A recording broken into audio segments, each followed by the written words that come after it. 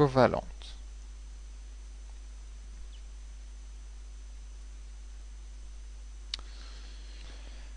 Je m'explique. Si on reprend l'exemple, on a un CH3, on a un C, un hydrogène là, un hydrogène là, ensuite C et le H. Alors, cet hydrogène est au voisinage de celui-là. Ces deux-là sont voisins. Ils sont séparés de 3 liaisons. 1, 2 et 3. 1, 2 et 3. Celui-là est aussi un voisin de celui-là. Ils sont séparés. 1, 2 et 3. Celui-là aussi, il est voisin de celui-là. De même, cet hydrogène est voisin de celui-là. Donc, il est dans le voisinage. Par contre, celui-là n'est pas voisin avec celui-là. Si on compte, on a 4 liaisons. 1, 2, 3 et 4. Donc là, ça ne marche pas. Ils ne sont pas voisins. Donc, sur le spectre et sur le nombre de pics, ils ne sont pas reliés, ils ne s'influencent pas. Donc, simplement pour fixer les idées, gardez cette idée de 3 liaisons covalentes. Si on est dans le voisinage, si on a 3 liaisons covalentes supérieures à 3, ce n'est pas le voisinage. On a certes quelques exceptions à cette règle, mais ça permet quand même de résoudre 80-90% des exercices sans problème. Deuxième chose, afin d'avoir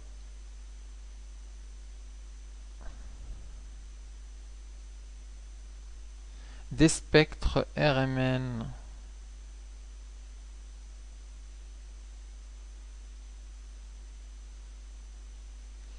indépendants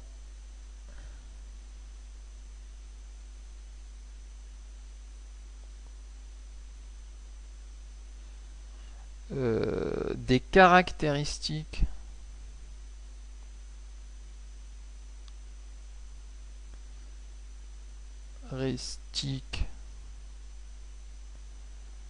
du spectromètre, donc l'appareil qui nous fait le spectromètre, puisque chaque spectromètre a un champ particulier. Hein.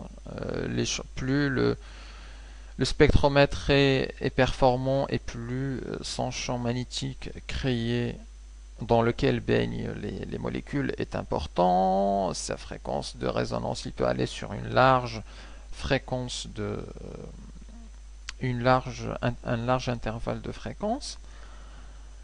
Alors, pour que les spectres RMN soient indépendants de ces caractéristiques, en fait, on introduit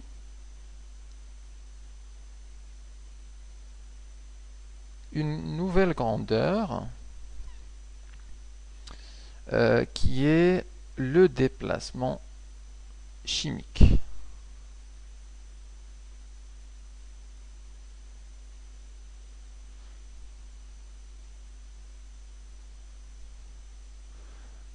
Le déplacement chimique lambda, de façon à ce que ce lambda est grosso modo égal à k fois une constante fois la fréquence de résonance.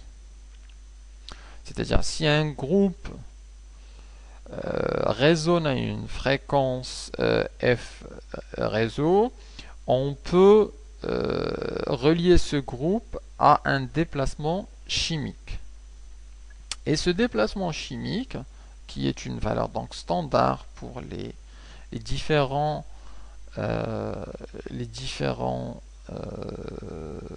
spectres RMN, Alors, A pour unité, le ppm, qui correspond à l'abréviation de partie par million. Donc sur les spectres RMN, on retrouvera non pas un spectre en fréquence, mais un spectre en déplacement chimique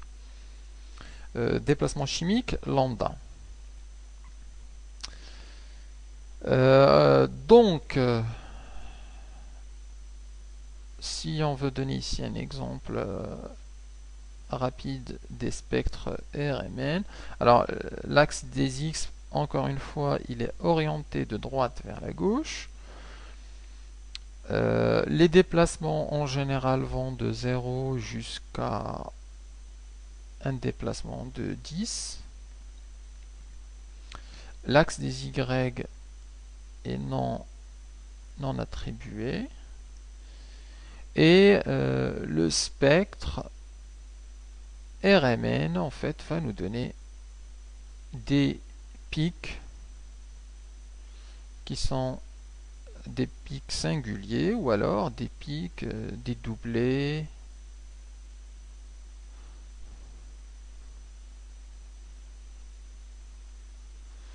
ou alors des pics multiplés où on a plusieurs pics les uns à côté des autres, des choses comme ça. Et à chaque pic correspond bien évidemment une valeur du déplacement. Par exemple, ici on aura des choses à 1,2. Ici on est en delta et en ppm.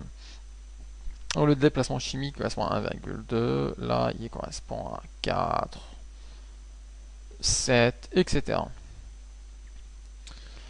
Et à partir de ce déplacement chimique, on a aussi des tables RMN qui vont nous dire que un déplacement à 4, ça correspond à un groupement H relié à une liaison OH. Par exemple, pour des... Si je mets ici un groupement autour de 0,9, alors le 0,9 d'après les tables correspond à un groupement CH3 qui est relié à un carbone. Et ainsi on peut récupérer les informations de notre spectre RMN en utilisant des tables. Alors en plus de nombre de pics, on a aussi ce qu'on appelle l'intégration.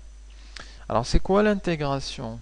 L'intégration en fait ça correspond à un calcul de l'air en dessous du pic ou de l'ensemble ou des deux pics. Si on a deux pics, alors on peut calculer, c'est l'ordi qui le fait, il fait une intégration, c'est l'air en dessous des pics. Même pour le multiplier, on peut calculer ça. Et en général, on nous donne une valeur, soit sous forme de chiffres. On nous dit que par exemple ça correspond à 2 hydrogènes. Ça correspond à 6 hydrogènes. C'est un groupement de 6 hydrogènes. Ou alors, on peut le donner sous forme de distance. Comme cela. En disant par exemple que là, c'est un déplacement de cet ordre-là. Celui-là, c'est un déplacement plus grand, 2 fois ou 3 fois. Et en calculant, en faisant le rapport entre les deux déplacements, on se rend compte par exemple que celui-là, ça fait un hydrogène. Et donc celui-là qui fait 3 fois, ça fait 3 hydrogènes. Et c'est ainsi qu'on interprète un spectre RMN. Alors, une question s'impose ici, c'est quelles sont les informations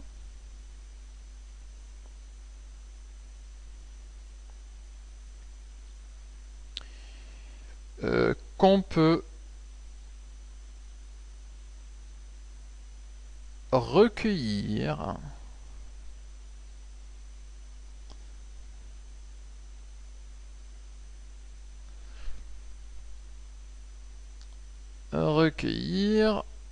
d'un spectre RMN.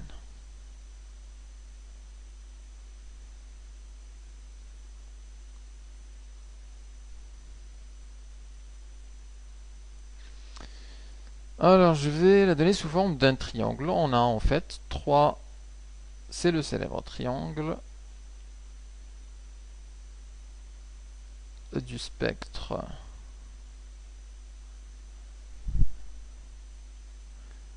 RMN. Alors, on a d'abord les valeurs les plus importantes, c'est la valeur de l'intégration.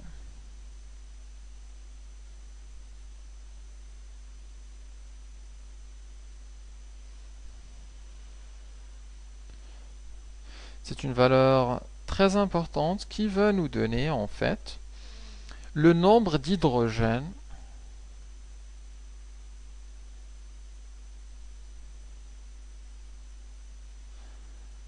dans chaque groupement. Dans chaque